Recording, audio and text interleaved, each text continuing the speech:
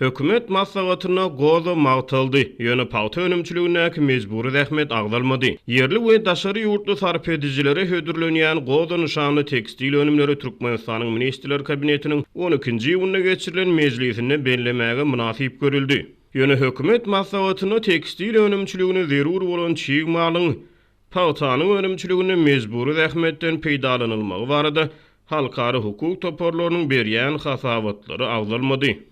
Eýsem Walmart, Amazon we eBay ýaly Amerikan suwda kompaniýalarynyň üstü bilen alyjylary ýetirilýän hemde harit mahabatlaryny Pakistana öndürilen gaýdylýan goza nişanly tekstil önümleriniň Türkmenistanyň Dokma Senagat Ministrligi bilen ýylteşigi barmy? Tadahanyň habaryna görä suwda pudugyna gözegçilik edýän vice-premier Çary Gylyjew hökümet maslahatyna prezident Gurbanuly Berdimuhammedow beren hasabatyna Türkmenistanyň dokma kärhanalarynyň önümleriniň içerki we daşarky bazarlarda uly islegden peýdalanýanyny hemde olaryň giň meşhurlugy eýe bolanlygyny öňe sürdi.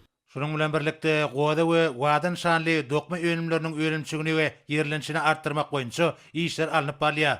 Bu bolsa ýönümiň görnüşleriniň mahabatlandyrylmagyna, giňeldilmegine hemde dokma önümleriniň eksportynyň artdyrmagyna ýardam berýär. Diýip döwlet telewizionynyň Watan habarlar gepleşigi vice-premieriň sözlerine salgylany. Azatlyk radiosu Türkmen paýtasynyň öndürilen goza nişanly haritlaryň Walmart, Amazon we eBay ýaly Amerikan suwda kompaniýalaryna satyga çykarylýanyny barada ilkinji gedek 2018-nji ýylyň noýabryna habar berdi.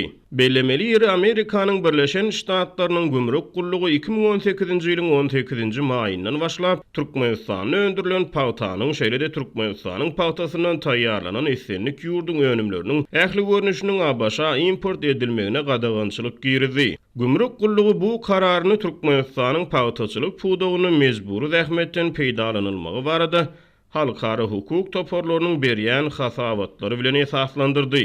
2019-njy ýylyň oktýabryna Azatlyk radiosu ozal Amerikan suwda kompaniýalaryna Türkmenistanyň öndürildi diýen bellik bilen satylan goza nişanly haritlaryň Pakistanyň öndürildi diýen bellik bilen satylyp başlananyny habar berdi.